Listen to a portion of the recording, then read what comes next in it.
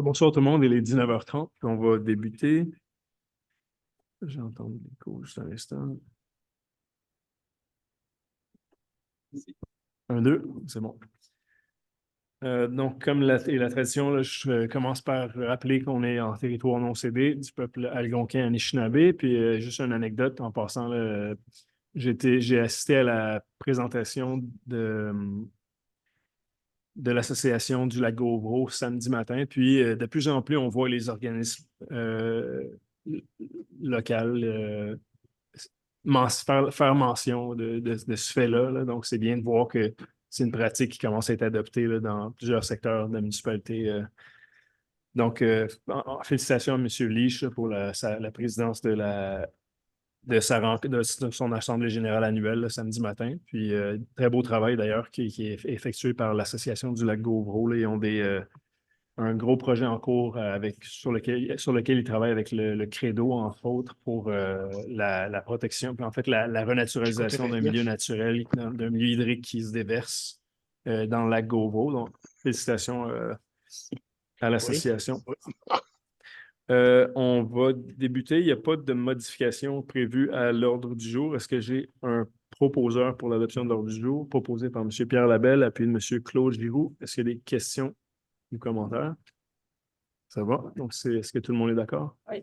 Donc, c'est adopté à l'unanimité. Vous noterez, là, pour les gens qui sont peut-être à la maison ou les gens qui seraient ici, il y a eu quelques documents qui ont été mis à jour aujourd'hui. Là. On s'efforce à la pêche depuis plusieurs années de déposer les procès-verbaux le vendredi ou le jeudi précédant la séance, mais il y a eu quelques ajouts là, qui ont été faits aujourd'hui, des documents additionnels qui ont été déposés. Là. Donc, pour ceux qui en ont pris connaissance, tant mieux. On va y aller avec la première période de questions. Je rappelle qu'il y a 2 périodes de questions par séance. Donc, il y a ici en salle, il y a 3 personnes qui sont enregistrées, puis il y aura aussi les gens en salle s'il y a des questions. On va commencer par Mme Ilse Turnson, puis je pense que c'est pour la présentation d'un projet qui a été fait à l'école primaire de Wakefield. So, Mrs. Turnson, you can come to the microphone, make sure to speak in the microphone, and thank you for joining us tonight. Hello, my name is Ilse Turnson, and earlier this spring, Claude Giroux, who the president of the commission for making recommendations to the Climate Action Plan, accompanied Noel Walsh and I were from Transition Écologique La Pêche Coalition for a Green New Deal. And I will also present my other colleagues but Claude extended an invitation to the students at Wakefield School and École au Cœur de Colline. And I started to also interview children who were homeschooled, and I will finish that project in the fall. The teacher strike interrupted our progress. But these students are responding to a call regarding the climate emergency. They are presenting this installation which expresses their concerns and their suggestions to council, suggesting that they can provide, and I forgot to mention, they can provide a very important lens through which you want to look while you're making deliberations, and also the energy and the will to participate in community campaigns that can lead us to positive change and a change in the way we live on planet Earth. I'm going to let the students introduce themselves, but I forgot to mention, of course, that we did this in partnership with the Lowdown and Madeline Kerr. So I'd like CJ and Noel and Madeline to come forward, and the students are going to introduce themselves, and this installation will be on exhibit at the Biblio Wakefield Library all summer, and then Claude will make sure that there's a space for it. But we are here bearing witness to the emergency that we are facing, and these young people have so much passion and caring and willingness to help participate in making a change. So I'm going to let them introduce themselves.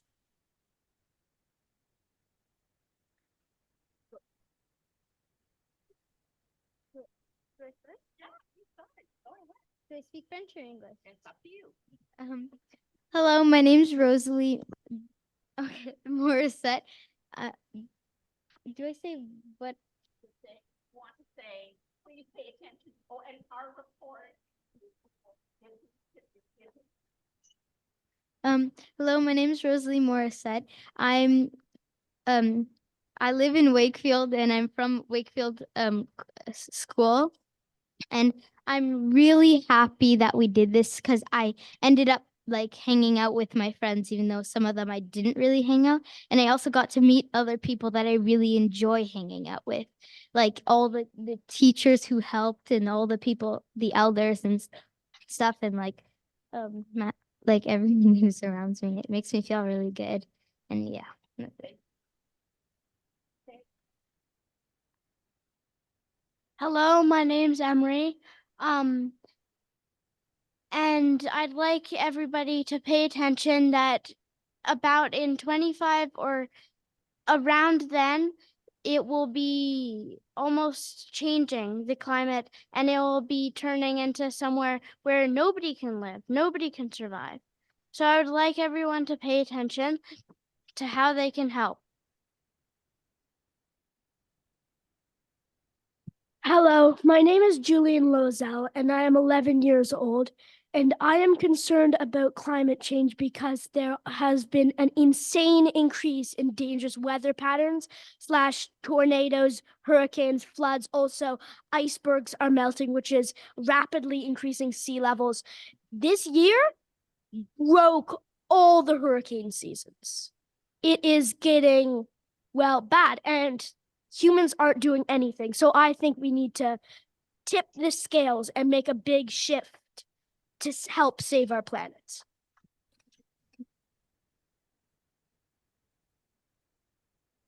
Hello. My name's Charlie. For legal affairs, it would be Charles, so I guess I'm Charles here. Okay. I'm pretty much just concerned about animals and the fact that humans really just don't care and put themselves above all other living creatures. So that's all I really have to say. But like, stop murdering the environment. That's it. Goodbye. I'll never see you again.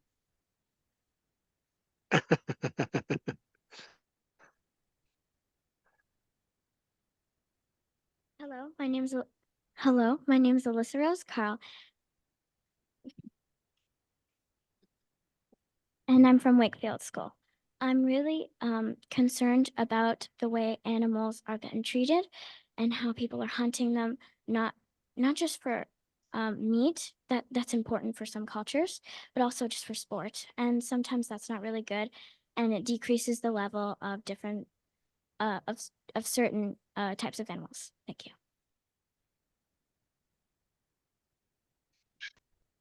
Hello, my name is Margot Lebe, and I am concerned about water rising, and I just want to put a clear message out there that even if you feel like you're not going to do much change, then everybody might feel like that and nobody will do anything. Hello, my name is Rosemary Miller Bunch. I'm not to be mistaken with Rosalie. I started, I think, the climate action thing with my grandma, Noelle Walsh. And we started with the microforest in front of our school, how the lights were on all night and affecting the tree growth. And now we're here. So yeah.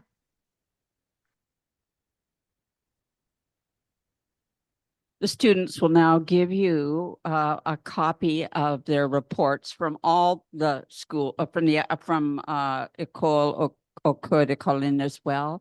And the issue about the recommendations, including the one about how much the students wish that the lights at the far end of the school could be turned off so that the microforest can have a chance to sleep at night. But there are some really good proposals, ideas for community action that I think can be an on-ramp to a broader willingness to take a look at our behavior. And thank you for your role in demonstrating to students that their voice really matters. So if you want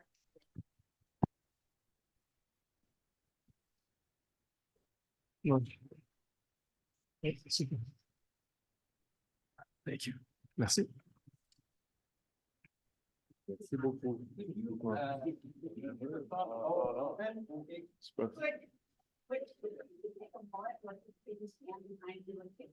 Oh, yeah. For sure. Yeah.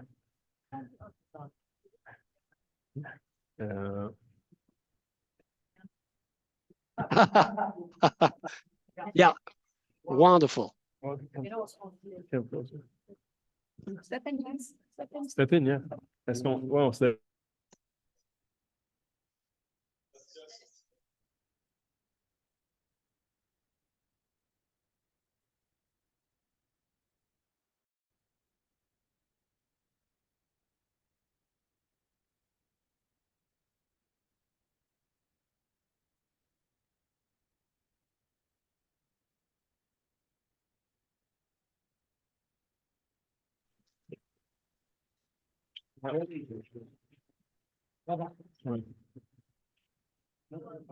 Ouais, puis il y a M. Giroux qui veut dire quelques mots.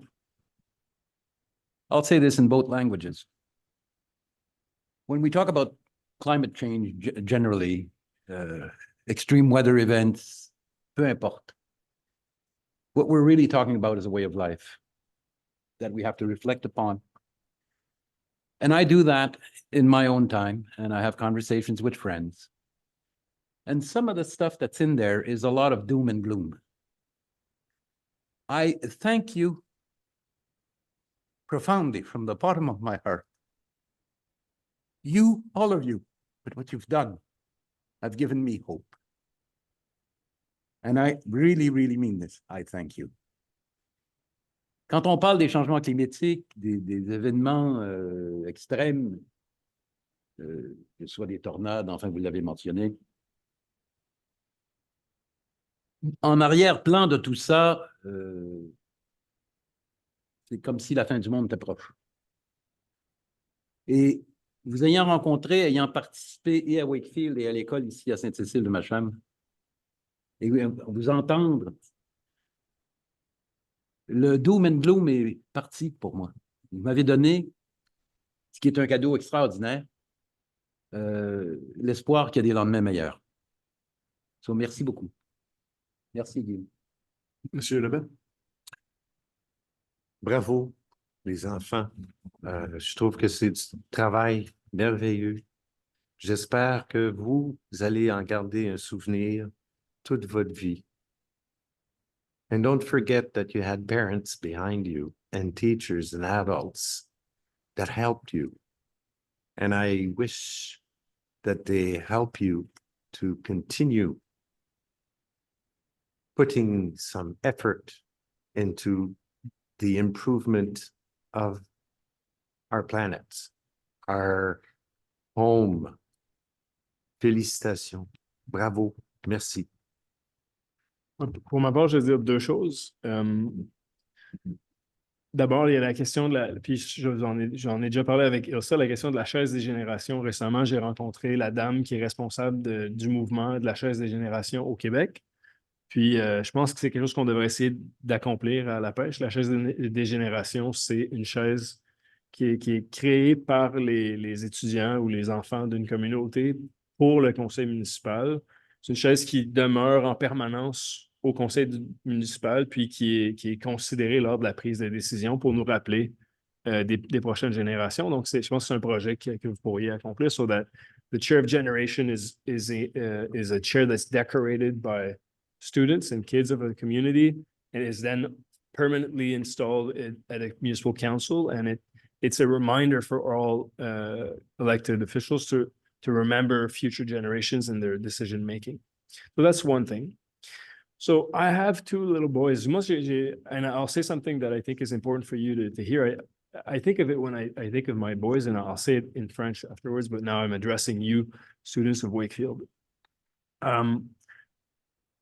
In order to move forward and be strong, right, we need to be, of course, worried and preoccupied and put our efforts, right, toward change, positive change.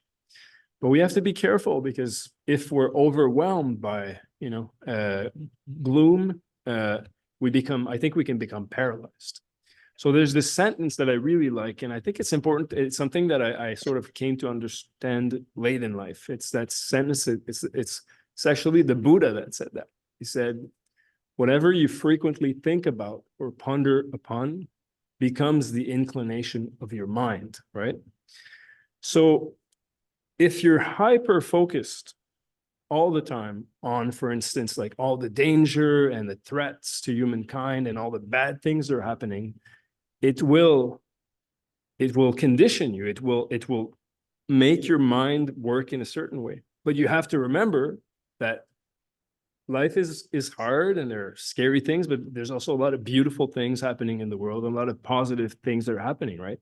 So if you solely focus on what anguishes you, scares you, something that you feel threatened by, it will be very difficult for you to, I think, positively affect change. So it's a reminder to have a complete, picture of life, and to give yourself a chance, right?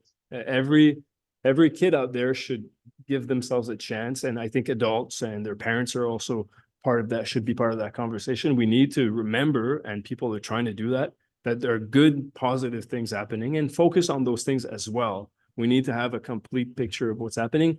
Otherwise, it's debilitating. Otherwise, it becomes really hard for individuals to cope with all the changes, right? Donc, en gros, là, il faut faire attention, surtout, je pense, pour les enfants. Puis c'est pareil pour les adultes. Malheureusement, quand on regarde les nouvelles, si ce n'est pas un filtre des mauvaises nouvelles, je ne sais pas ce que c'est, mais on regarde les nouvelles et on a l'impression que tout dans le monde dérape. Pendant ce temps-là, il y a quand même plein de belles choses qui se produisent. C'est pas... Donc, il faut s'assurer de prendre le temps de se réconforter aussi, de porter attention aux belles choses qui se passent aussi, et aux efforts qui sont déployés pour que la vie s'améliore. Donc, mais bravo en tout cas à chacun d'entre vous pour ce que vous avez fait, puis aux parents aussi. C'est magnifique. Puis je vais vous inviter à continuer cette conversation-là. Puis on avait dit dans les conseils précédents que la commission, en fait, vient juste de terminer son rapport. On espérait que ce soit terminé en juin. C'est à peu près le cas, mais il va être déposé. Il devrait être déposé, si tout se passe bien, au mois d'août, au conseil du mois d'août, là. Donc, le conseil va revoir le document, puis ensuite l'adopter, si tout se passe bien, à la séance du mois d'août. En tout cas, merci à tous pour votre visite ici ce soir. Puis félicitations, c'est magnifique ce que vous avez fait. Bravo.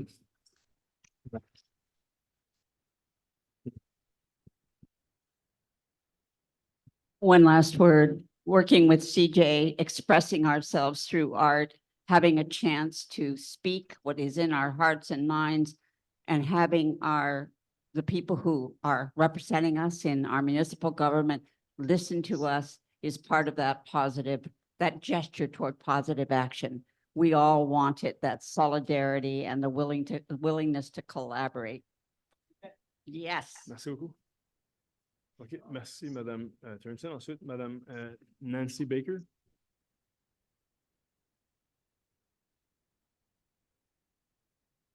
Their presentation will be better than mine questions. I'm happy to see that the grid that you're presenting it tonight, and I do have a question. Right. It says in the grid on, I think it's page 197, you're going to look at quality of soil, quality of air, and quality of water. And because I'm with H2O Wakefield, Right. What are the criteria that you're looking at to define quality of water, and where do we find those? Oui. Pour l'instant, donc vous posez une question sur il y a une grille d'analyse de projet qui va être adoptée par le conseil ce soir. Donc, derrière cette grille-là, il y a un document qui va être utilisé par les services. Donc, ce que le conseil adopte, c'est la grille, mais par contre, chacun des éléments qui apparaît à la grille, il y a des sous-éléments qui ne sont pas présentés ce soir. Je ne sais pas quelle est l'intention là, du service, par exemple, par rapport à ça, si ça va être rendu public, là, mais so you're asking a question about a resolution that's on tonight's agenda. So it lists certain numbers of criteria used, and it's going to be used for the assessment of large projects, but also it will be generally used to the review of our urbanism plan and zoning bylaw. So I'm unable to tell you tonight, behind every one of those items, there's a list of elements, right? So I don't know if the department's intent is to in the next step, table this at council or put it on our website. But I'm unable to tell you tonight what's behind each of those criteria. But yes, there are lists and examples, etc., behind it. So we'll wait a bit until we find out what Correct. those are. Okay. Yeah. Then we've also, because with H2O, we are doing a lot of research. And one of the things that came up is that we looked at the municipal map and the MRC map, and there seems to be a difference between the landslide, slip definitions and areas on the map. And which one are we to refer to?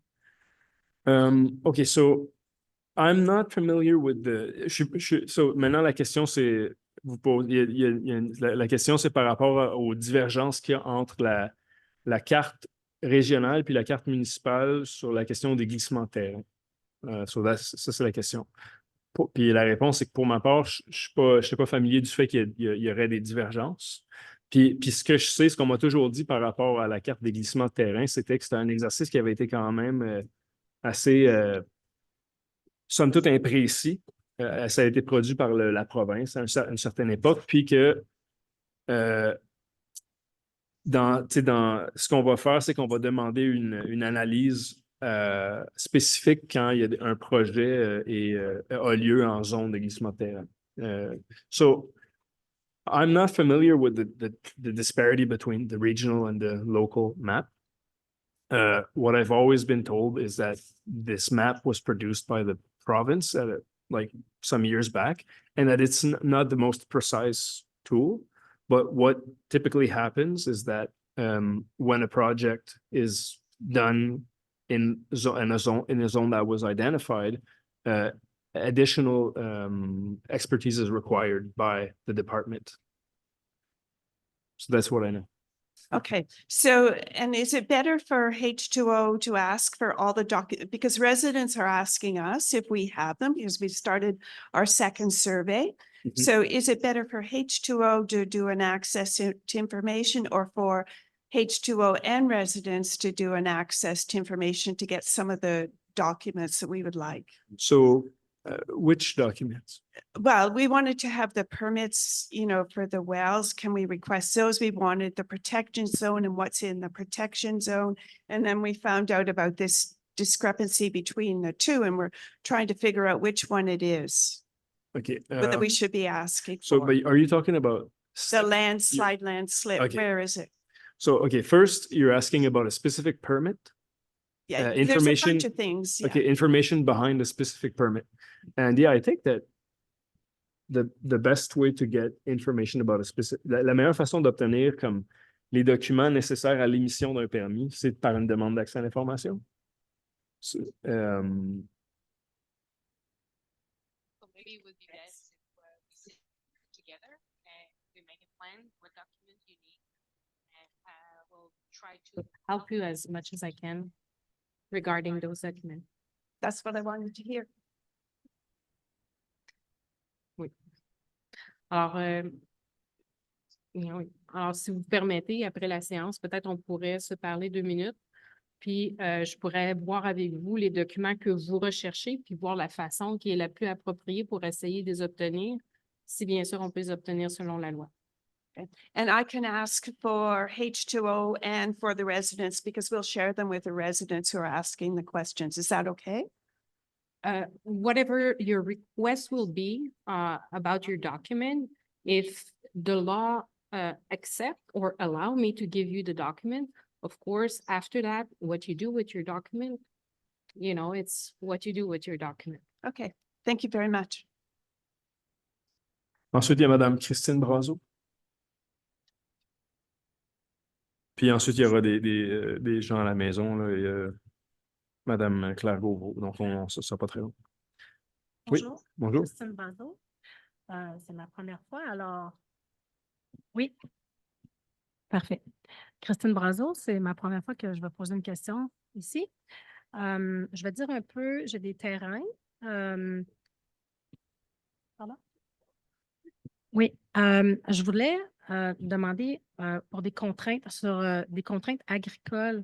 J'ai lu dans votre procès-verbal qu'il va y avoir une adoption du règlement modifiant concernant la mise sur pied de projets pilotes pour permettre la garde de poules pondeuses pour y inclure l'élevage de cailles. Mais moi, c'est un peu à ce sujet-là parce que où est-ce que mes terrains sont? Dans la zone RR 705. Quand j'ai parlé avec un inspecteur à l'urbanisme de la pêche, il m'a dit de venir ici puis de suggérer de faire l'ajout d'un usage d'élevage artisanal dans ma zone. Moi, je suis sur le chemin Clark à la pêche.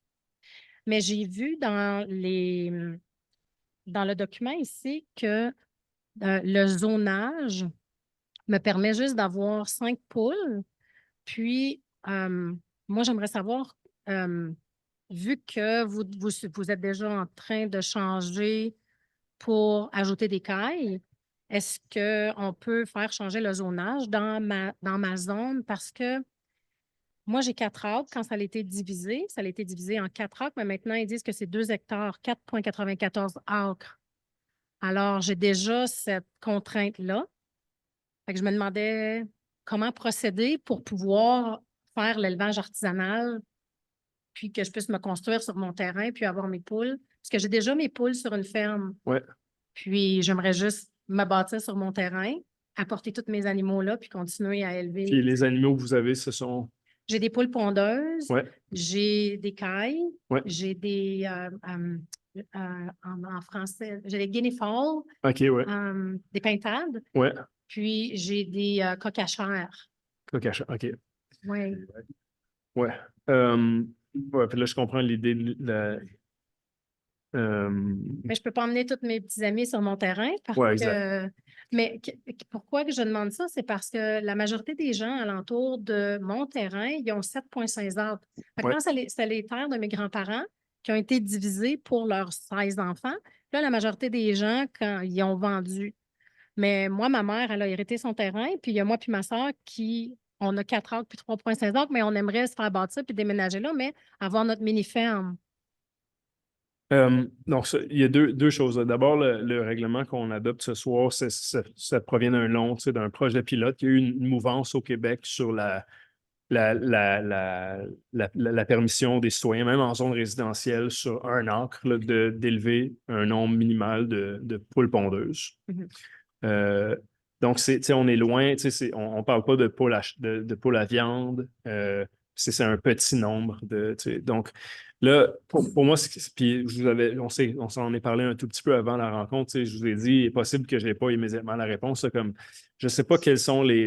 je ne vois pas personnellement le lien entre la superficie puis l'élevage artisanal. Là. Donc, je ne sais pas si dans votre secteur, s'il y a une superficie minimale qui permet l'usage artisanal parce qu'on est en zone récréo-touristique ou en zone résidentielle. Non, on est en zone résidentielle rurale. Donc, je ne connais pas les détails. Donc, je ne sais pas ce qui serait permis, s'il y a d'autres choses qui sont permises sur un terrain plus grand dans cette zone-là. En ce moment, non. En ce moment, ils m'ont dit 5 poules commandées. OK. Avec Je comprends. Fait qu'à ce moment-là, c'est que... l'option qu'on a ici, là, groupe 1, groupe 2, groupe 3.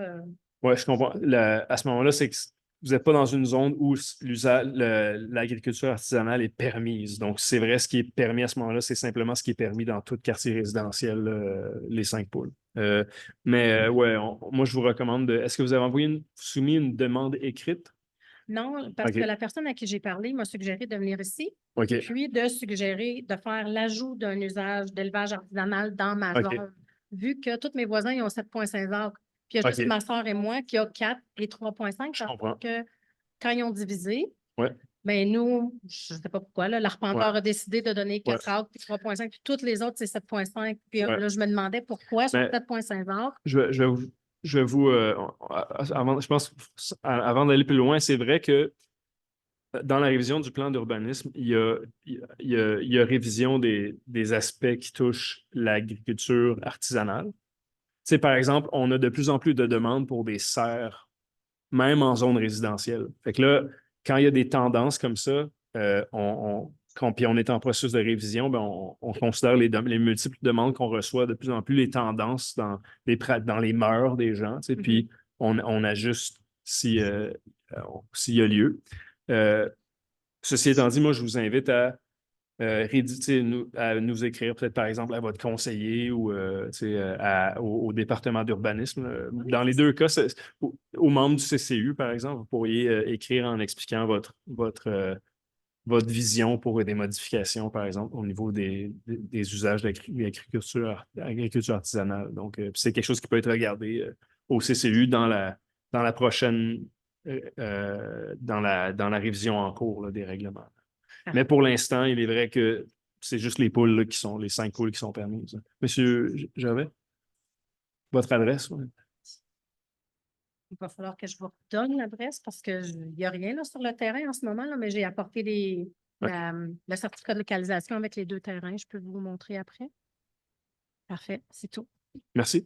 Merci beaucoup de m'avoir écouté. Ben, ça fait plaisir. Donc, à la maison, maintenant, il y a Mme Claire Gauvreau. Je vous écoute. Là, pour l'instant, votre micro est fermé. Là. Est-ce que vous m'entendez? Oui, je vous entends très bien, merci. Oui, ma question porte sur la présentation qui a eu lieu juste tantôt. Ma question est pourquoi c'était juste en anglais et qu'il n'y a pas eu de traduction? Et puis, je pensais que c'était pour se passer en français ou bien avoir de la traduction. Puis vous avez continué à parler en anglais sans traduire. Alors, je suis un peu déçue. J'aimerais une explication. OK. À moins que je me trompe, là, donc là, la présentation qui a eu lieu, ce n'est pas une présentation du conseil, c'est une présentation qui a été faite par des étudiants de l'école primaire de Wakefield au conseil. Ensuite, à ma connaissance, il y a eu, tu sais, quand M. Giroux a pris la parole, quand M. Lebel a pris la parole, quand moi-même j'ai pris la parole, là, il y a eu des échanges dans les 2 langues officielles. Mais par contre, c'est sûr que les gens qui viennent au conseil poser des questions peuvent le faire dans la langue de leur choix. Dans la mesure où le conseil comprend, évidemment, ça, typiquement, c'est dans les 2 langues officielles, dans la langue française ou anglaise. Et puis les gens chez eux ou dans la salle, ils n'ont pas. On n'oblige pas que ce soit en français non plus. C'est ça que vous me dites. Qu'ils fassent une présentation en français. Oui, non, les gens qui s'adressent au conseil peuvent le faire dans la langue de leur choix. Maintenant, sachez qu'il y a 2 rapports qui ont été présentés par le groupe en question. Un qui a été présenté, le rapport de l'école au cœur des collines qui est en français, puis le rapport de l'école primaire de Wakefield qui est en anglais. Et en français, en fait. Les 2 documents sont présentés en français. OK. Et la présentation, c'est des jeunes étudiants. Je ne sais pas si vous avez pu le constater, c'est des jeunes étudiants de 10 à 12 ans de l'école primaire de Wakefield qui parlent anglais. Oui, oui. Mais j'aurais apprécié s'il y avait eu de la traduction. C'est ce que je peux vous dire. Merci. Écoutez, moi, je suis là-dessus, je me permets juste de vous rappeler, moi, ce que j'essaie de faire en tant que président des séances, c'est de...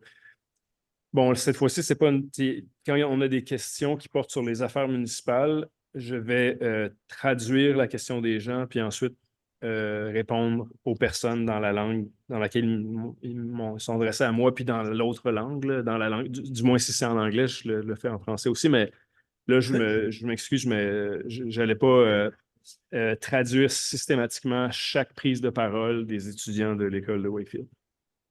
OK. Je ne sais pas s'il y a d'autres questions pour la première. C'est bon, donc on va y aller avec avec l'ordre du jour, en fait. Dans les documents déposés, si on remonte là, un peu. Modification du calendrier des séances du conseil municipal pour l'année 2024, deuxième semestre. Donc, on se rappelle que la séance du mois d'août, là, entre autres, elle sera le 19 août, si je ne me trompe pas, là. Donc, elle a été reportée de quelques lundis pour accommoder là, avec la période de vacances tant des membres du conseil que des employés municipaux. La vie publique, dépôt des états financiers 2023. Dépôt du certificat relatif au déroulement de la procédure d'enregistrement des personnes habiles à voter. Là, c'était pour le règlement 429-10-2024, là, touchant les zones RA 604 et 605. Il y aura l'autre projet similaire qui va suivre au mois d'août, là, un projet qui touchait la zone à Sainte-Cécile-de-Macham. Dépôt du rapport du vérificateur externe et du rapport financier de la municipalité de La Pêche pour l'exercice se terminant le 31 décembre 2023 et dépôt du rapport annuel de gestion pour l'année 2023. Là. Bravo à toute l'équipe. Puis bravo aussi aux finances. On sait que c'est pas évident là, cette année, tant au niveau de l'accès aux services là, des vérificateurs, il y a beaucoup de compétition puis des délais partout là, dans toutes les municipalités du Québec.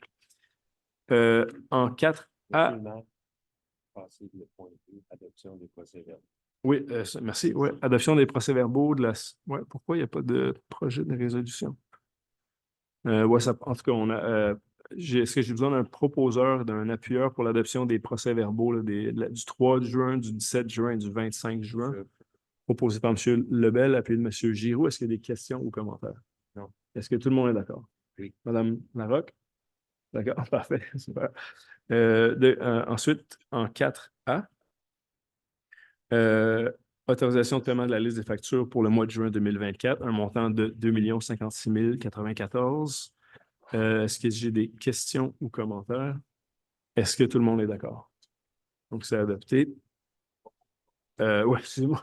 Proposé par M. Beausoleil, appuyé de M. Giroux. Est-ce que tout le monde est d'accord? Oui. C'est adopté à l'unanimité. Adoption des états financiers 2023, rapport du vérificateur externe et du rapport financier de la municipalité de La Pêche. Puis, je pense qu'ici, on peut il y a un document qui est déposé aussi, le rapport des faits saillants. Est-ce que vous pouvez partager à l'écran? OK, oui.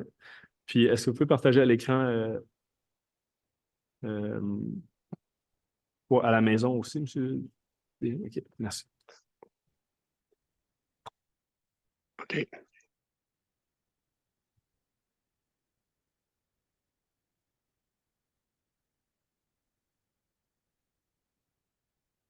Puis juste agrandir là, jusqu'à remplir l'écran. Merci beaucoup. Donc, l'exercice financier 2023 s'est soldé par un déficit de fonctionnement de 898 393 résultant de revenus se chiffrant à 21 493 603 comparativement aux charges et affectations de 22 391 994 amenant ainsi l'excédent non affecté à 323 889 au 31 décembre 2023, tel qu'audité par l'auditeur externe. Je vais juste mentionner maintenant que, donc, vous le constatez, la municipalité, on n'est pas en déficit, là, on a un surplus accumulé non affecté qui est positif. Par contre, vous comprendrez ce qui a suivi,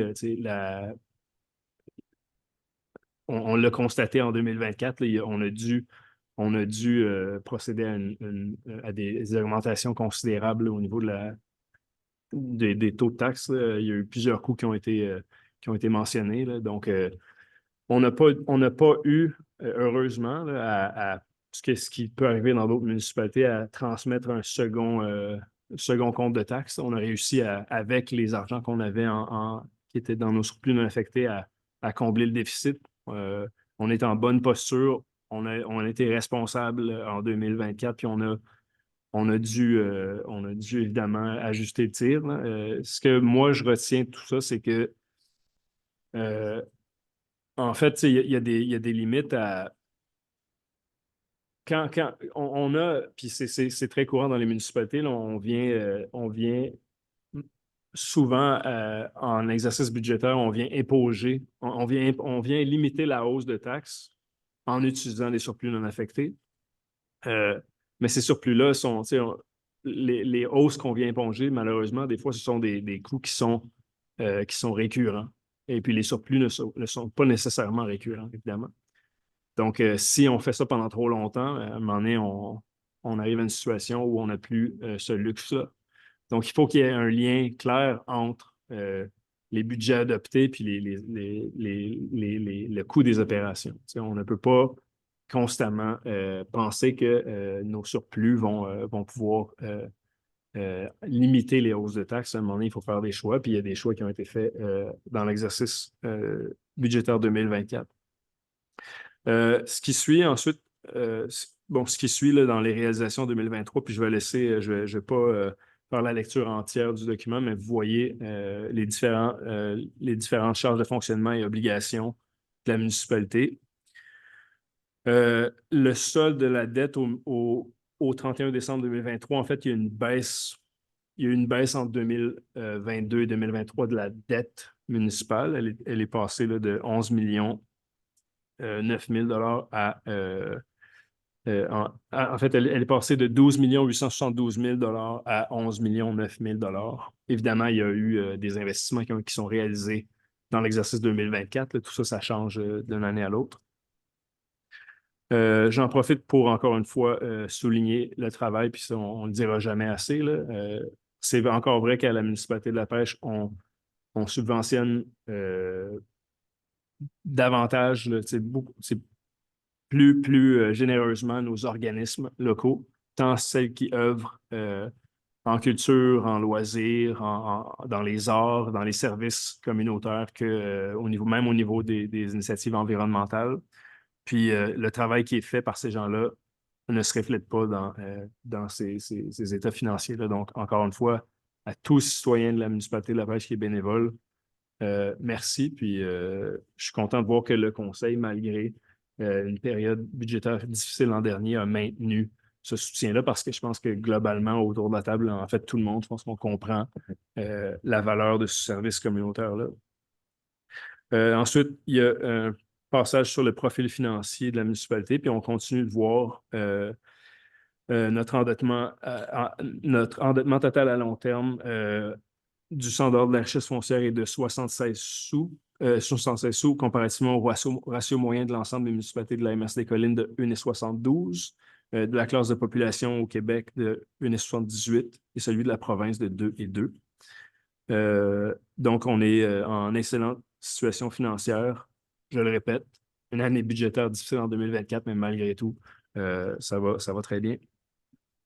Puis le rapport, évidemment, est déposé sur le site web puis ça, c'est juste un élément récapitulatif, mais il y a plus d'informations qui sont mises à la disposition des citoyens là, après l'adoption des états financiers. Si on peut retourner au projet de procès-verbal.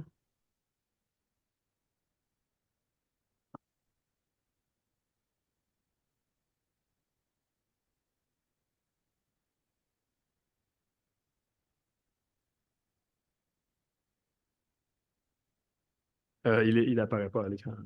Donc, il faut repartager. C'est bon. On prend son temps. Tout va bien. Là.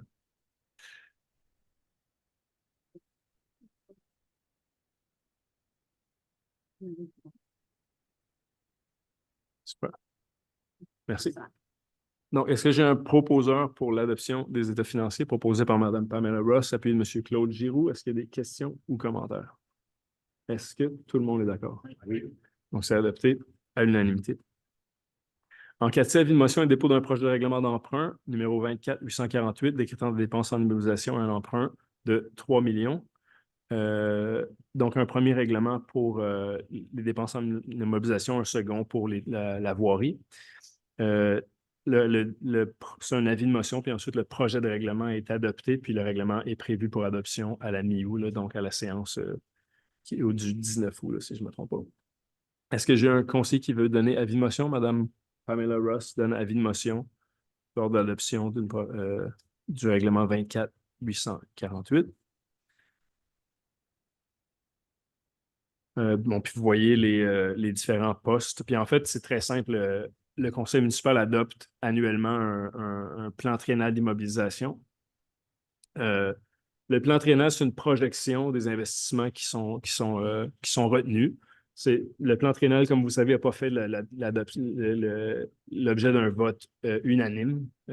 Donc, il y a des éléments sur le plan triennal qui sont pour lesquels les conseillers ne s'entendent pas, mais les règlements d'emprunt reflètent les besoins projetés en investissement qui apparaissent au plan triennal. Évidemment, quand on adopte un règlement d'emprunt, on adopte une capacité d'emprunt. Là, on n'est pas en train d'endetter la municipalité là, ce soir ou là, au mois d'août. On n'est pas en train d'endetter la municipalité de 3 millions additionnels. On est en train de se donner une capacité d'emprunt additionnelle. Ensuite, en 4D, avis de motion et dépôt d'un projet de règlement d'emprunt numéro 24-849 décrétant des dépenses pour des travaux de voirie et un emprunt de 3 millions de dollars. Est-ce que j'ai un conseiller qui veut donner avis de motion? Madame Caroline Larocque donne avis de motion de l'adoption lors d'une prochaine séance du règlement 24-849 pour décréter des dépenses pour les travaux de voirie. Donc, même chose, vous voyez le projet de règlement. Sachez qu'il y a des dans nos projections financières, on a une capacité résiduelle d'emprunt actuellement qui va être utilisée pour des travaux en cours en 2024. Puis il y a aussi des éléments qui pourront, lorsque le règlement sera approuvé par le ministère des Affaires municipales, pourront être assignés dès l'approbation au règlement d'emprunt, aux 2 règlements d'emprunt qu'on vient d'adopter. Puis je vous invite là, à retourner voir le plan triennal d'immobilisation si vous avez des questions là, sur les projections municipales en matière d'investissement. Ensuite, en 4E, réalisation complète de l'objet des règlements, annulation de soldes résiduaires. Donc, ce qu'on vient faire, c'est on vient légalement là, clore des règlements d'emprunt où on ne planifie pas à signer d'autres sommes. Donc, les règlements ont été utilisés et même s'ils ont des montants résiduels, ne seront pas utilisés dans l'avenir. Donc, on vient les fermer, les abroger. Donc, il y a ces 6 règlements d'emprunt qui totalisent un montant résiduel de 248 407 $ qu'on vient fermer. Est-ce que j'ai un proposeur proposé par M. Beausoleil et puis M. Pierre Lebel? Est-ce qu'il y a des questions ou commentaires? Non. Est-ce que tout le monde est d'accord? Oui. Donc, c'est adopté à l'unanimité. Oui, il y aura une deuxième période de questions. Ça ne sera pas très long. Hein. Ouais. En 5A, adoption du règlement 24-847 modifié concernant la division du territoire de la municipalité en 6 districts électoraux. Donc, ça, vous savez, il y a eu tout le processus de modification du règlement sur la division du territoire. On passe de 7 districts à 6 districts. Il y a eu plusieurs présentations, de consultations publiques. Puis là, on dépose une dernière mouture du règlement. On a pris en considération, évidemment, certaines préoccupations qui ont été énoncées lors de la dernière assemblée de consultation. Par contre, on maintient un scénario avec 6 districts.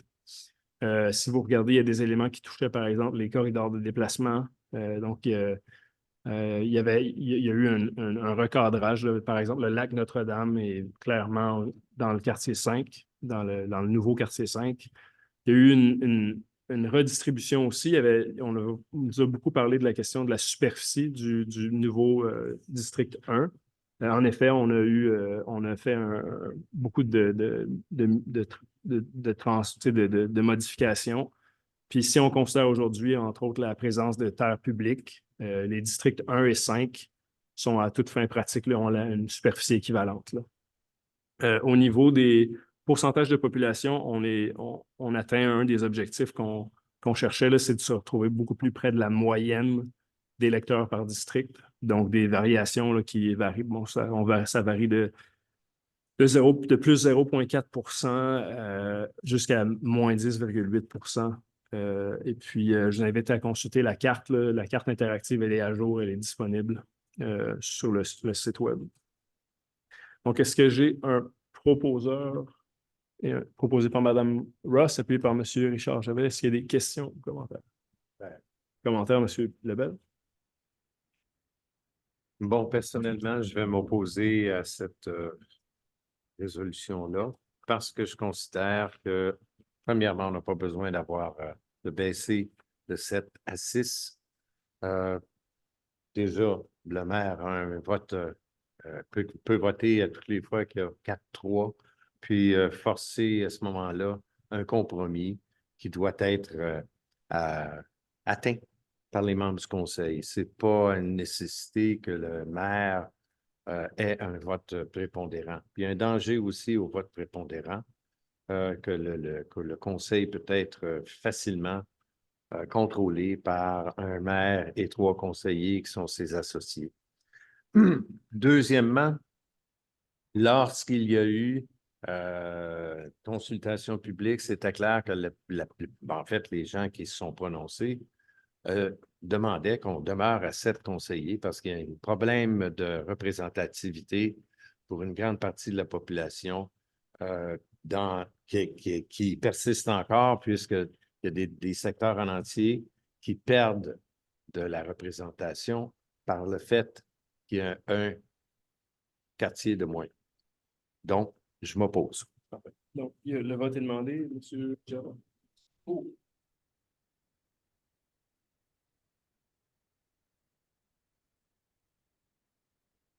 Oui, allez-y. Allô? Oui, OK. Ben, moi aussi, je m'oppose, je suis totalement d'accord avec M. Lebel. Je ne suis pas en top shape pour m'exprimer. C'est quelque chose qui fait 40 ans qui fonctionne très bien. Puis on est la seule municipalité au Québec qu'on est 7. Puis je pense que les chiffres impairs, c'est très important. Fait que puis bien d'autres raisons, évidemment, là, que les gens ont présenté ici le 27 mai. Fait que c'est pour ça. Évidemment, je m'oppose, moi aussi. Merci. Monsieur Giroux? Madame Ross? Moi aussi, je suis pour. Ça peut être noté. Monsieur Lebel? Contre. Monsieur Beausoleil? Pour. Madame Lara? Pour. Monsieur Meunier? Contre. Donc, le vote est majoritairement favorable. Non, pardon.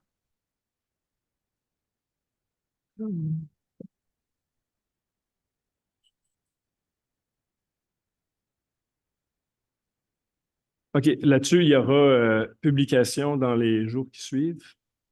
En fait, je pense que ça doit être fait mardi, demain ou mercredi, mais à ce point-ci, la dernière vague de modifications qui constitue le règlement actuel qui vient d'être adopté, ben là, évidemment, le règlement est public, le règlement est transmis à la commission sur la représentation. Puis il y a un avis public qui va suivre, invitant les gens qui s'opposent au règlement à transmettre leur opposition par écrit. À ce point-ci, ça appartient à la commission de la représentation. Donc, la commission verra si, en effet, le règlement est problématique. Mais il y a une communication spécifiquement à ce sujet-là qui va être publiée là, cette semaine. Super. OK. Prochain point. Adoption du règlement modifiant le règlement relatif aux dérogations mineures dans le but de préciser les critères d'admissibilité et de recevabilité. Donc, ça, on en a parlé à la dernière séance. C'est pour, encore une fois, c'est pour venir clairement trancher au niveau de la zone de protection riveraine. Donc, dorénavant, les dérogations qui sont en deçà du 15 mètres ne seront simplement plus analysées là, par le conseil, le CCU, du moins par l'administration, le département d'urbanisme. Il y a aussi là, il y a une mouvance là, au Québec. Est-ce que j'ai un proposeur pour l'adoption du règlement proposé par Mme Ross et puis M. Richard Gervais? Est-ce qu'il y a des questions ou commentaires? Est-ce que tout le monde est d'accord? Oui. Donc, c'est adopté à l'unanimité. Poursuivre. Adoption du règlement 429-10-2024, modifiant le règlement de zonage 0429 là, dans le but de modifier la limite des zones RA 604 et 605. On se rappelle, c'était, dans le fond, il y a une modification des limites. Il y a un terrain qui passe de la zone 604 à la zone 605, ce qui fait en sorte que le propriétaire peut dorénavant construire sur ce même terrain un bâtiment à 4 unités de logement là, sur le chemin Caves.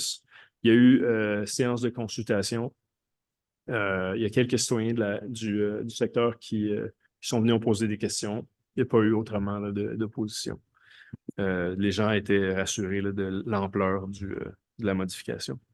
J'ai un proposé par M. Giroux, appuyé de M. Gervais. Est-ce qu'il y a des questions ou commentaires? Non. Est-ce que tout le monde est d'accord? Oui. Donc, c'est adopté à l'unanimité. Ensuite, l'adoption, en fait, du règlement, modifiant le règlement concernant la mise sur pied d'un projet pilote pour permettre la garde de poules pondeuses pour y inclure l'élevage des cailles. Donc, le règlement dans sa version finale, là, puis on vient faire il y a un rapport là, clair entre la question de l'évaluation des déjections animales. Donc, si une poule équivaut à 12 cailles, donc permettre 5 poules peut permettre 60 cailles. Donc, le règlement est modifié en conséquence. Est-ce que j'ai un proposeur proposé par Mme Larocque et puis M. Giroux? Est-ce qu'il y a des questions ou commentaires? Est-ce que tout le monde est d'accord? Oui. Donc, c'est adopté à l'unanimité. Et puis, on arrive à la deuxième période de questions. Mme Mireille Saint-Samy. Je vous écoute. Oui, Bonsoir. bonsoir. La dernière fois, quand il y avait eu une réunion au sujet du 15 mètres là, de la zone humide, je vous avais demandé une carte qui montre les zones humides pour la pêche. Là, vous m'aviez répondu que la MRC en avait une. Ça fait que là, j'ai contacté la MRC. Oui. La MRC m'ont dit qu'il n'y en avait pas. Il se fie sur la carte interactive des milieux humides du sud du Québec, du gouvernement de l'environnement, alors, ministère de Ouais, l'Environnement. mais c'est... Oui. Je veux dire, comme là, nous autres, on a fait faire une étude où est-ce que vous disiez, où est-ce que la municipalité disait que c'était une zone humide. Là, je me disais, ben, si vous vous fiez toujours, comme quand on veut vendre un lot, puis qu'il y a un acheteur qui contacte la municipalité pour dire y es-tu en zone humide ou pas, ben là, vous allez vous fier sur les cartes du gouvernement qui ne montrent pas nécessairement qu'est-ce que nous autres, l'étude qu'on a fait faire. Ça fait que Ouais. OK. il y a une méthode pour pouvoir mettre à jour ces cartes-là quand vous nous faites faire des études. Ça fait Ouais, que c'est bien pas précis, je trouve. Ouais, non, mais faut faire attention. Là. OK. Moi, ce que je vous ai dit, c'est que vous m'entendez bien? Oui, oui. Oui, OK. Il y a périodiquement une mise à jour de comment est-ce qu'on appelle ça? Mise à jour de la matrice graphique qui est orchestrée par la MRC des Collines. Puis là, oui, vous avez raison. Puis cette matrice graphique-là, elle est produite à partir de données de sources provinciales. Puis ces données-là évoluent dans le temps. Puis là, je vous avais mentionné la dernière fois, par exemple, qu'il y avait eu un effort de la province sur la question des cours d'eau intermittents en milieu forestier.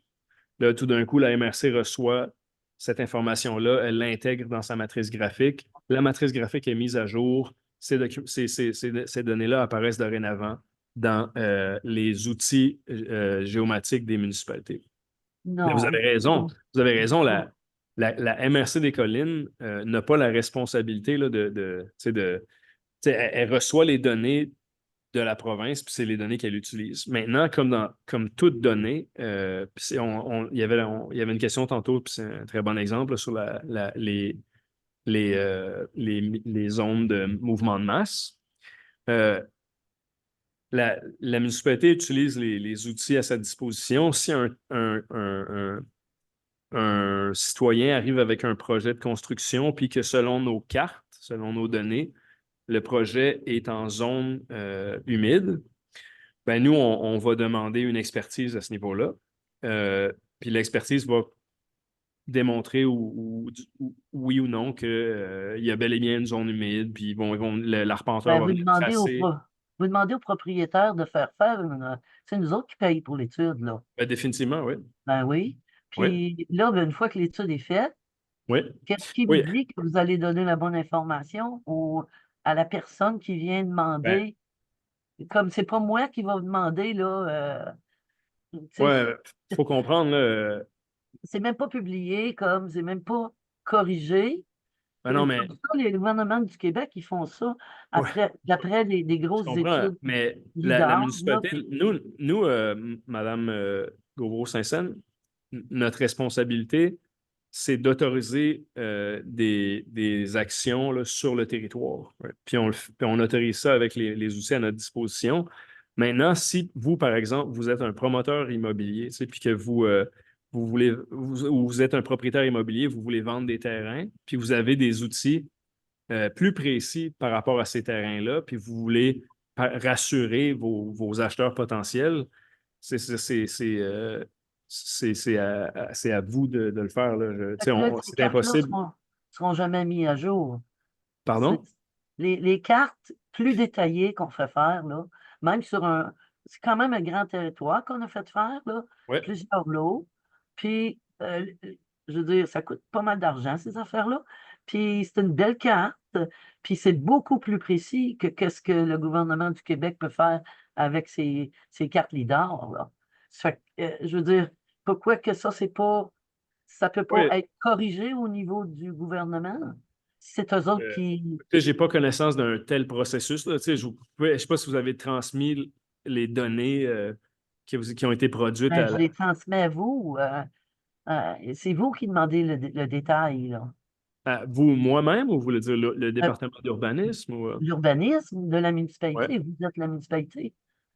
Oui, mais encore là, à moins que je me trompe, là, tu sais, puis là, c'est très administratif, là, je vous parle au mieux de mes connaissances, là, mais on demande des expertises quand, par exemple, il y a une demande de lotissement ou quand il y a une demande de construction ou quand il y a une demande d'implantation d'un accès, d'une entrée charretière, etc. Tu sais, je ne sais pas dans quelle mesure on peut recevoir une expertise puis ensuite modifier les cartes en conséquence.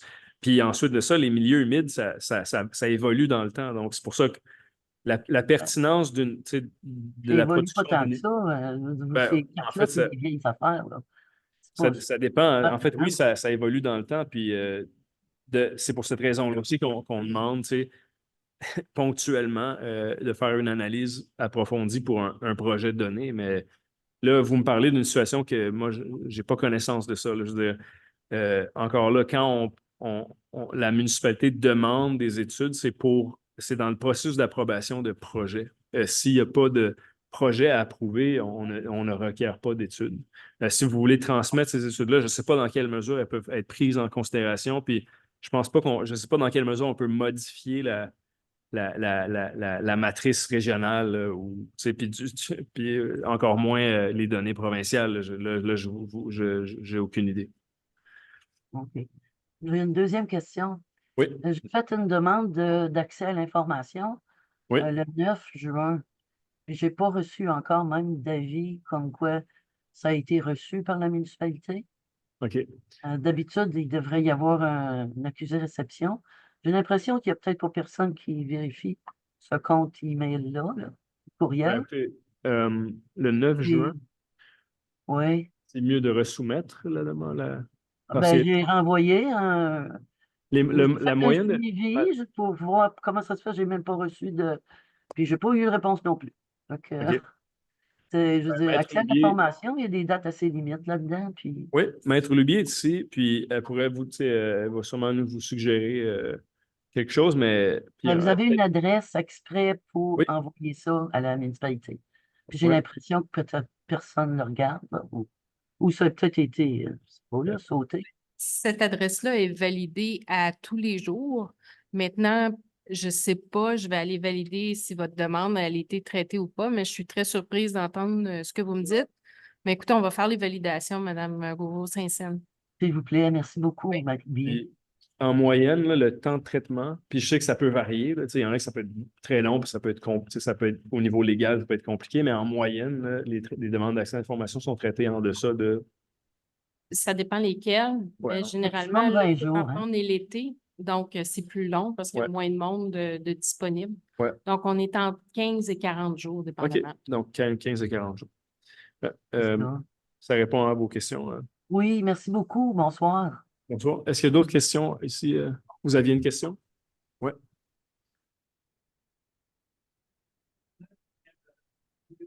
Oui. Oui. La première, c'est concernant les projets d'emprunt que vous aviez présenté tantôt, là.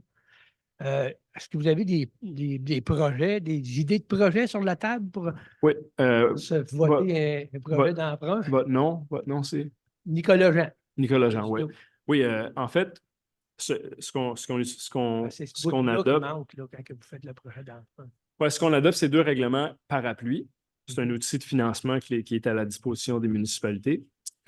Vous noterez, il y a un règlement parapluie sur les travaux de voirie. Puis là, c'est les trottoirs, etc. là, tous les éléments qui touchent la voirie. Puis l'autre, c'est les immobilisations. Donc, les bâtiments, les équipements, les camions, etc.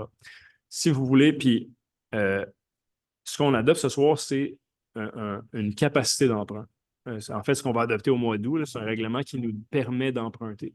Ensuite de ça, à chaque fois qu'on veut emprunter pour investir, soit dans un projet de voirie ou dans une immobilisation, un équipement, un camion, etc., il y a une résolution qui vient à l'ordre du jour du conseil. Puis ensuite, dans la résolution, on dit que cet investissement-là est assigné à tel règlement d'emprunt. Si vous voulez voir les projections d'investissement, donc ce sur quoi, puis en fait, à chaque année, lorsqu'on adopte le budget, on adopte aussi le plan triennal d'immobilisation, le plan triennal d'investissement. Donc, on vient présenter par département les investissements qui sont prévus. Donc, si vous allez sur le site de la municipalité, vous cherchez, par exemple, plan triennal d'immobilisation ou présentation du budget 2024, là, vous allez avoir une série de documents, dont le plan triennal d'immobilisation. Le plan triennal en cours, c'est le plan 2024 à 2027. Là, les projets sont là-dedans. Exactement. Fait que vous avez une colonne de tous les projets, toutes les dépenses prévues. Puis, ce qu'on fait annuellement aussi pour la première année du PTI, le PTI est sur 3 ans, mais il est adopté chaque année. Fait que chaque année, on repousse, on dit, cette année, c'est 2024, 25, 26. L'année prochaine, ça va être 2025, 26, 27, etc. Dans la première année, on a une meilleure, les données sont plus fines, puis on sait aussi quelle part des investissements vont être financés par des subventions externes.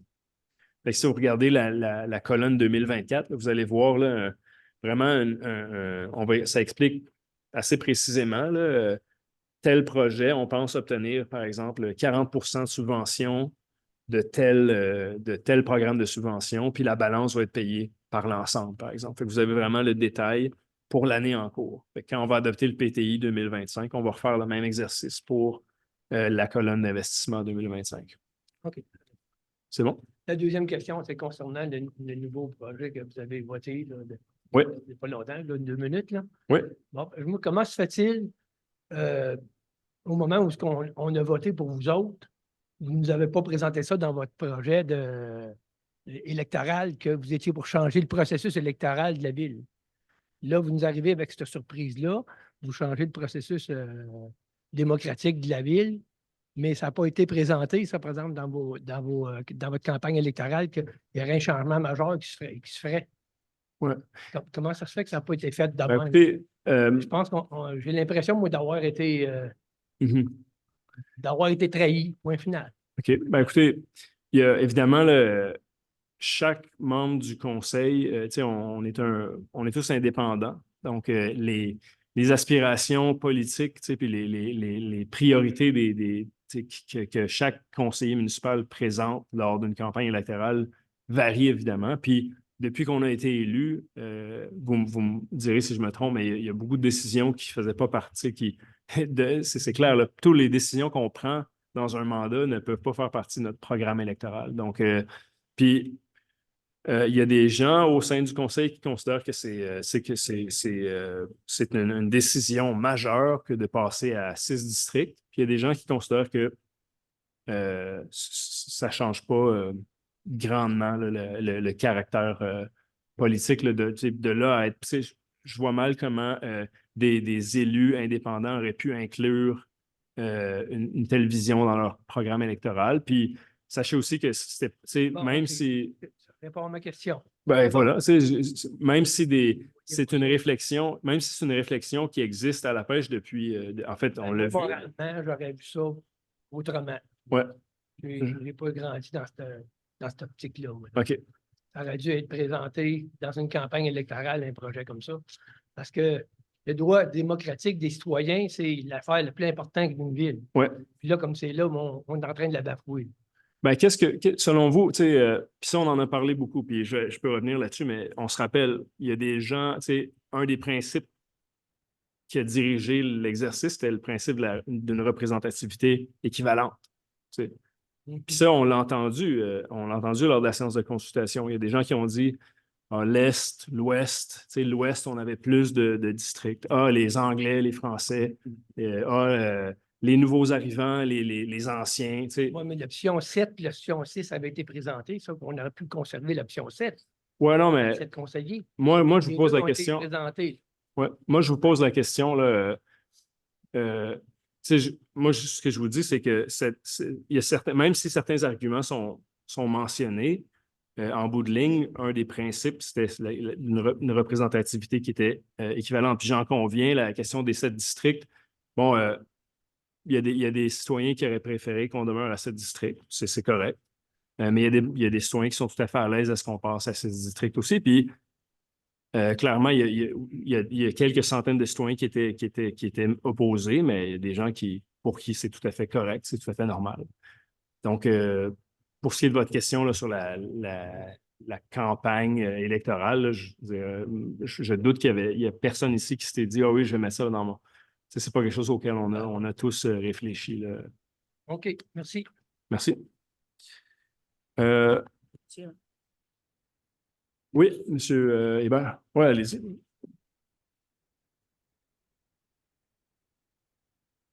Mon nom est Daniel Hébert. Je suis sur 3 volets, puis tout ce que je vais dire est sans préjudice. La première des choses, c'est que personne ne comprend, dans tous les êtres que j'ai parlé, même au lac des Loups, et on ne comprend pas pourquoi vous changez quelque chose qui fonctionne très bien. OK? Toute l'histoire que vous bâtissez alentour de ça, wow! Mais c'est quelque chose qui fonctionne très bien. Je comprends les principes, je comprends les règlements, mais ça fonctionne très bien comme c'est là. Et tout le monde à qui j'ai parlé, à partir du lac des Loups, le lac Sainte-Claire, puis autres, dans des jasettes de gauche à droite, il n'y a personne qui est d'accord avec ça. C'est ça qu'on ne comprend pas. Il n'y a personne qui est d'accord. Je ne pouvais même pas dire qu'il y en avait 10 pour puis 20 contre. Là. Il n'y a personne qui est d'accord avec ça. J'ai été à la rencontre la semaine passée, par curiosité, de l'Association du lac Sainte-Claire. Je n'ai pas eu le temps de finir ma phrase. Où est-ce qu'on signe? Je n'ai même pas donné d'explication. Je dis, qu'est-ce que vous pensez de ça? J'ai demandé la permission de parler. Et tout le monde qui a entendu ça, premièrement, n'était pas au courant, parce que l'Association du lac Sainte-Claire, c'est des villégiateurs, puis ils étaient tous en état de rébellion. Alors, on ne comprend vraiment pas ce point-là. Ça, c'est mon premier point. Là, ça a été voté, mais il n'y a personne qui est d'accord avec ça, je vous le dis. Là. La deuxième chose, c'est que comment un conseiller qui représente un quartier qui a été voté par le quartier vote pour votre situation quand tout son propre monde n'est pas d'accord? Je ne comprends pas. Il y en a un ici que je ne veux pas nommer, là, ou une, son secteur est en désaccord à 100%, puis elle vote pour les 6 quartiers. Mais ça, c'est une autre trahison pour moi. Si quelqu'un me met un conseiller qui vote pour moi, puis que je vais contre lui, contre mon monde qui a voté pour moi, ça, je suis dépassé carrément avec ça. Vous savez de qui je parle, vous? Monsieur Hébert, s'il vous plaît. Le troisième volet, la non, voirie. J'ai fini avec ça. En fait, non. Je vais vous demander de vous excuser en premier lieu. Excusez-moi. Merci. La voirie. La voirie. La voirie. Pourquoi est-ce qu'on attend dans notre secteur toujours au mois de juillet pour réparer nos chemins qui brisent nos autos? Là, le type qui vous a envoyé le type qui vous a envoyé le email concernant je pense qu'il y avait comme 30 trous assez sérieux, là. Bien, il vient de m'envoyer ça. Il dit, viens de faire une plainte à la municipalité. Parce que nous autres, on communique tout entre nous autres. Moi, ça fait 40 ans que je suis là. Puis c'est des amis, ça. Je lui ai dit, écoute, c'est le même à tous les ans. Avant, c'était pas comme ça. On n'avait pas ces problèmes-là. On n'avait pas des problèmes de chemin l'hiver. Là, nos chemins l'hiver passé, on a eu des chemins parce qu'il n'y a pas eu de neige. Sur mon chemin, en 40 ans d'être résident, j'avais jamais vécu qu'on ne pouvait pas se rencontrer 2 autos l'hiver. J'avais jamais vécu ça. Des grosses tempêtes des années 70, des années 80, J'avais jamais vécu ça.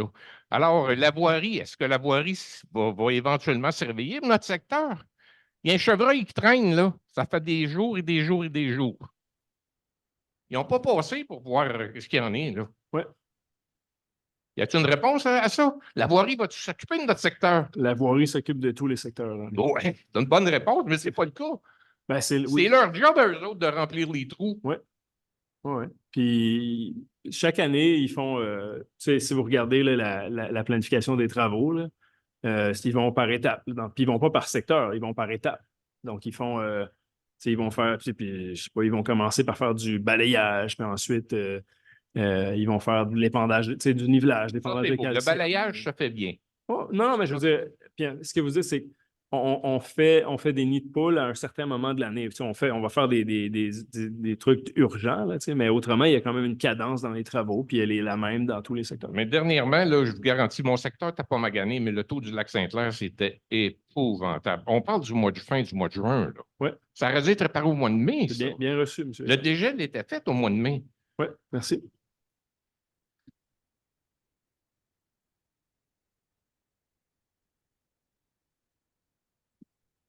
Christine Brazeau. Moi, j'aurais une question par rapport à 4B ou 4C. Ça dit sur les parapluies des 3 millions, il y en a 2, alors ça donne 6 millions. Ça, c'est sur 30 ans. Ça dit que c'est sur 30 ans. Fait que vous avez 30 ans pour utiliser les fonds.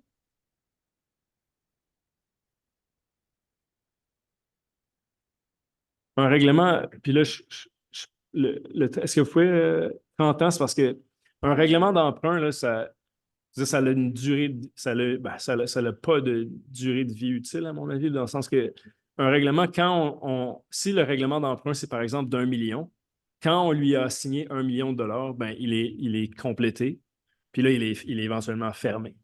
Okay. Donc, oui, vous avez raison. Puis là, le 30 ans, je ne suis pas certain, mais la municipalité, par exemple, cette année, on assignait à des règlements d'emprunt. Des dépenses cette année ont été assignées à des règlements d'emprunt qui ont peut-être été adoptés il y a 4 ans de ça ou il y a 5 ans de ça. Donc, dans la mesure où il y avait une capacité résiduelle d'emprunt. Okay. Mais là, la question du 30 ans. Bien, je vois que c'est parce que j'ai lu très vite, là. Je sais que c'est marqué aussi pour une période afin d'acquitter les dépenses prévues. Ouais. Le conseil est autorisé à emprunter un montant de 3 millions pour une période de 10 ans. Oui, en fait. J'ai vu 30 ans en quelque part, là, puis ça m'a dit. Oui, comme ce type d'investissement-là, par exemple, si on achète un camion 10 roues, ou bien si on fait un trottoir, ben c'est amorti sur une période de 10 ans, ou ça peut varier, là, tout dépendamment des règlements d'emprunt, selon les dépenses qui sont prévues. Là, mais l'amortissement est typiquement sur 10 ans, ou 15 ans, ou 5 ans, tout dépendamment des dépenses. Alors, ma question est par rapport à l'article 4, pour pouvoir aux dépenses engagées relativement aux intérêts et au remboursement capital des échéances annuelles de l'emprunt, blablabla, une taxe ou une tarification spéciale à un taux suffisant d'après leur valeur, telle qu'elle apparaît au rôle d'évaluation en vigueur chaque année. Fait qu'il va y avoir une nouvelle taxe. Je vais poser ça en question. Est-ce qu'il va y avoir une nouvelle taxe qui va apparaître sur nos rôles d'évaluation de nos propriétés par rapport à ce 3 millions-là, puis l'autre 3 millions? Puis si oui, est-ce que ça va être une taxe temporaire jusqu'à temps qu'on ait remboursé le 3 millions, puis après, cette taxe-là va disparaître? En fait, c'est pas comme ça que ça fonctionne. Là. Je veux dire, la municipalité, il y a une partie de son budget qui est destinée aux investissements et au paiement d'intérêts et de capital, en fond. Right? Puis on l'a vu tantôt dans le rapport financier, en 2022, le niveau d'endettement, c'était 12 millions, maintenant c'est 11 millions. Donc, il y a une fluctuation à chaque année du niveau du taux d'endettement, puis il y a une fluctuation du portion du budget qui est dédiée au remboursement de la dette puis au paiement des coûts de financement, des coûts d'intérêt, capital, marge de crédit, etc. Puis ce montant-là, il fluctue d'année en année, mais il n'y a pas une taxe, il n'y a pas un montant qui est dédié là, au niveau de la taxation. Les seuls moments où il y a un tel montant qui apparaît, c'est lorsqu'une une taxe d'amélioration locale qui est payée par un règlement d'emprunt. Si, par exemple, vous habitiez sur un chemin privé, puis que le chemin, il est municipalisé, puis pour sa municipalisation, il y a par exemple, on vient faire de l'asphaltage. Ben là, il y a une taxe qui, tu sais, puis il y a un règlement d'emprunt, puis il y a une taxe qui est seulement imputée aux résidents du quartier. Tu sais. On appelle ça un taxe d'amélioration locale, mais c'est pas comme ça que sont gérés les règlements d'emprunt. Parce que j'essayais juste de poser la question pour comprendre. Ouais. Il est par le présent règlement imposé et il sera prélevé annuellement durant le terme de l'emprunt sur tous les immeubles imposables situés sur le territoire de la municipalité, une taxe ou une tarification spéciale et tout. Oui, ben en fait, oui, c'est comme un. Tu sais, si il y a un montant tu sais, quand on fait le calcul des besoins budgétaires, il y a un montant qui relève du remboursement en capital en intérêt, qui se traduit par un certain nombre de sous, mais qui est appliqué uniformément là, sur chacune des valeurs. Hein. Si, par exemple, ça coûte 10 sous du 100 $ d'évaluation à la municipalité une année pour payer ses frais de capital, ben, ce ratio-là, il est multiplié par la valeur des différentes propriétés. Par exemple, si le 3 millions est accepté puis qu'il est utilisé, ouais. Les citoyens vont ils vont avoir une nouvelle taxe aux citoyens par rapport à... Il n'y aura pas une nouvelle taxe. Évidemment, les citoyens comme la municipalité, les citoyens de la municipalité de la pêche payent les investissements municipaux. Mais il n'y a pas une nouvelle taxe. C'est pas comme le taux. On dit une taxe ou une tarification spéciale. Ça va être comme un ajout à la taxe qui a déjà temporairement nommée d'un nouveau nom pour le temps du remboursement du 3 millions. Oui. OK. Ça répond à ma question. Je comprends. J'aurais une deuxième question, s'il vous plaît. Ben moi, j'essayais de comprendre les districts, là. Excusez-moi, là, je suis nouvelle. Puis, je me demandais, c'est quoi les avantages à réduire les districts de 7 à 6 pour le comité? Et c'est quoi les avantages pour les citoyens? Oui, ben écoutez, tout ça, a fait l'objet de beaucoup tu sais, on ne va pas revenir sur ça maintenant, mais tout ce qui a été publié par le conseil apparaît sur le site web. Il y a une question et réponse qui a été publiée. Donc, je ne reviendrai pas là-dessus. Il y a différents avantages. Puis. Dans la situation où est-ce que il y en a 3 qui sont d'accord, il y en a 3 qui ne sont pas d'accord, comment ça va se passer? En fait, il y a 5 membres du conseil qui sont favorables. Puis, OK, en général, OK. Actuellement, à la pêche, il y a 7 conseillers et le maire ou la mairesse. Parfait. Donc, si jamais il y avait 4 conseillers qui étaient favorables à un projet et 3 conseillers qui étaient défavorables, le maire pourrait joindre sa voix aux membres du conseil qui sont en désaccord, puis ça viendrait arrêter. Ça viendrait arrêter la résolution en question. Mm-hmm. Dans un conseil où il y a 6 conseillers, puis c'est la majorité au Québec, là, les municipalités qui fonctionnent comme on fonctionne à la pêche là, ont majoritairement un nombre pair. Donc, le maire a parfois le devoir là, de trancher puis le maire pourrait choisir de s'abstenir. Par exemple, s'il y a 3 conseillers qui sont favorables, 3 conseillers qui sont défavorables, si le maire s'abstient de se prononcer, le projet ne passe pas. Ça prend une majorité. Okay. Par contre, le maire pourrait choisir à ce moment-là de voter en faveur, puis là, ça pourrait passer. Donc, le maire a le maire ou la mairesse a dorénavant la capacité de soit non seulement empêcher quelque chose de se produire comme c'était le cas auparavant, mais aussi de faire en sorte que quelque chose se produise. Puis ça peut aussi avoir ça peut aussi avoir, tu sais, des fois, un conseil qui est divisé peut être systématique dans cette division pour faire en sorte que le maire, qui est élu par toute la population, se doive de se prononcer. Donc, le maire devient imputable des décisions du conseil. Avant, le maire pouvait simplement dire « Ah, ben écoutez, moi, je n'étais pas favorable, fait que j'ai bloqué le projet. » Mais il ne peut pas dire « Ben moi, je pense que c'est important pour la municipalité, donc j'étais favorable, puis j'ai fait en sorte que le projet avance. » Donc, le maire devient imputable aux yeux de l'ensemble de la population, lorsque, évidemment, il y a division au sein du conseil. La question que je me demandais, vu l'importance du changement, puis les impacts que ça va avoir, ça n'aurait pas été. Est-ce que le vote de chacun des citoyens a été considéré? Est-ce qu'il y a eu une période où est-ce que chacun des citoyens a. Parce que moi, comme je sais que nous, on n'a pas été consultés dans la section qu'on est. Qu'est-ce que vous voulez dire? Bien, admettons, est-ce que vous avez considéré faire une période de vote pour chacun des citoyens, se rendre en quelque part, aller voter si on est pour ou contre pour la division des districts? Est-ce que ça a été considéré ou proposé? Parce que nous, on n'a rien reçu. Oui, en fait, tous les Quand citoyens ont. je l'ai lu, je me suis dit, mais comment on peut prendre une décision aussi importante si la majorité des personnes n'ont pas été considérées? Tu sais, le recours au référendum pour prendre des décisions est très rare parce que c'est très coûteux. Donc, puis chaque citoyen de la municipalité de La Pêche a reçu une communication, puis il y a eu multiples publications par rapport au processus de révision des districts, processus qui a lieu à tous les 4 ans.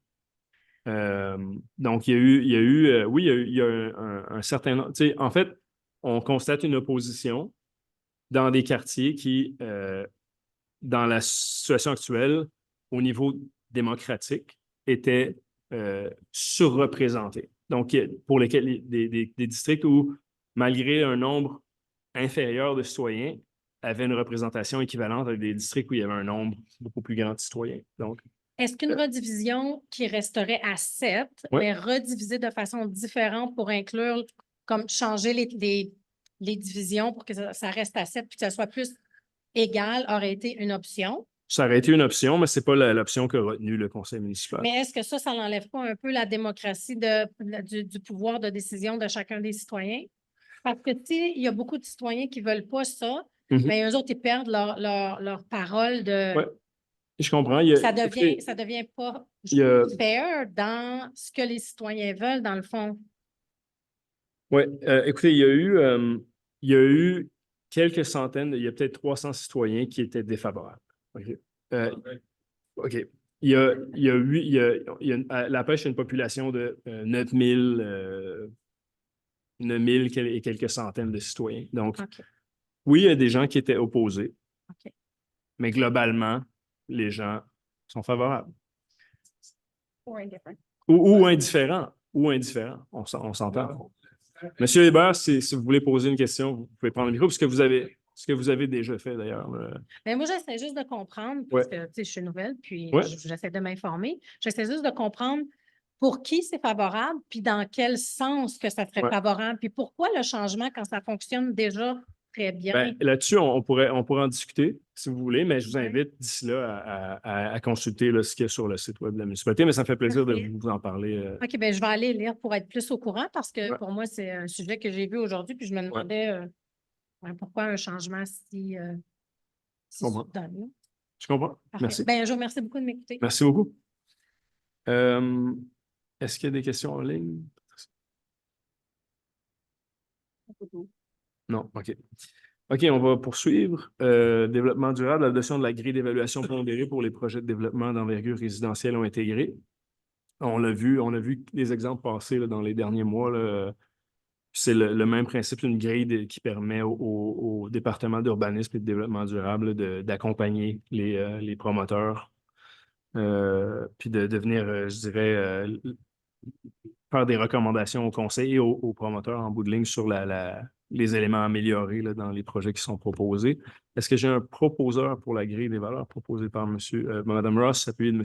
Giroux? Est-ce qu'il y a des questions ou commentaires? Est-ce que tout le monde est d'accord? Donc, c'est adopté à l'unanimité.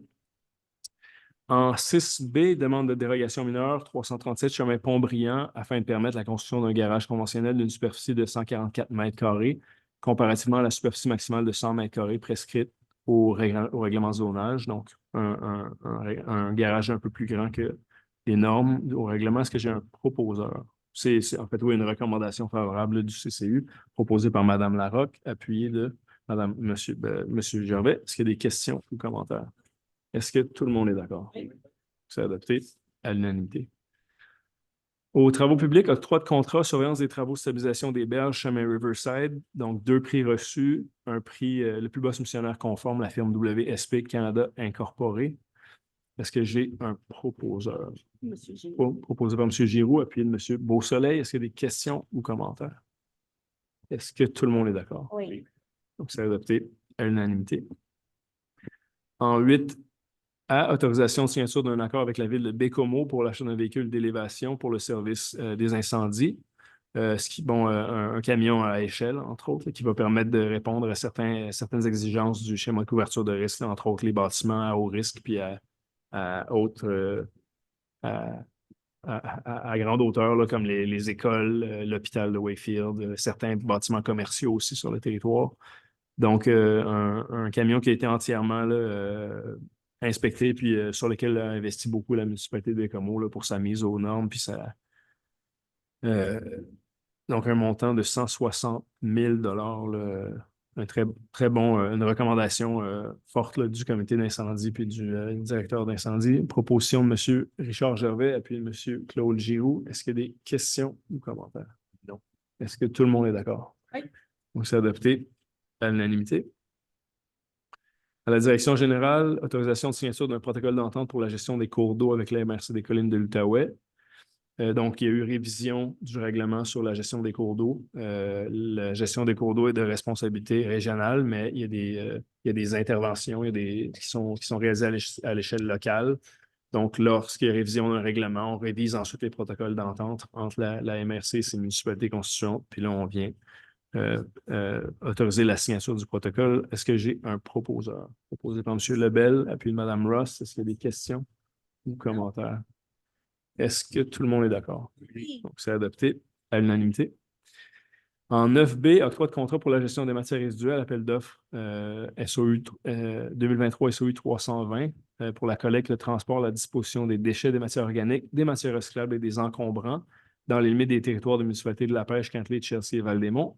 Donc, il y a eu un regroupement qui a été orchestré là, suite à l'annonce d'Éco-entreprise Québec là, sur l'obligation des municipalités de se regrouper, là, soit à l'échelle régionale ou du moins à l'échelle intermunicipale. Un dossier qui a été piloté, là, qui a été très bien piloté par notre directeur général Marco Derry et son équipe, puis avec ses collègues des municipalités voisines. Ah, excellent, oui. Donc, ici, ce qu'on nous recommande, c'est que pour l'instant, on constate en fait 2 choses. On constate des réductions importantes au niveau des coûts, des réductions considérables, puis on va essayer de les traduire là, dans les prochains mois, là, de faire une projection sur l'impact que ça pourra avoir sur les tarifs aux résidences. Mais on prévoit du moins là, des économies. Là. Puis ce qu'on souhaitait, du moins, c'était qu'il n'y ait pas d'augmentation, c'est que le regroupement fasse en sorte qu'il y ait au moins on vient de limiter les augmentations qu'on observe d'année en année. Puis, on nous recommande de ne pas inclure la collecte des encombrants immédiatement. Donc, c'est un des éléments du contrat sur lequel on pourra revenir, mais on veut se donner la chance de considérer d'autres alternatives parce qu'en ce moment, il y a très peu de valorisations qui sont faites avec les encombrants qui sont ramassés sur le territoire de La Pêche. Donc, est-ce que j'ai un proposeur pour la signature du contrat proposé par Mme Larocque, appuyé de Mme Ross? Est-ce qu'il y a des questions ou commentaires? Est-ce que tout le monde est d'accord? Donc, c'est adopté à l'unanimité. Et puis, ça met fin à l'autre jour, tous les sujets étant épuisés. Là, la rencontre se termine, il est 21h03. Je vous remercie beaucoup. Puis je vous souhaite un bon retour à la maison. À la prochaine.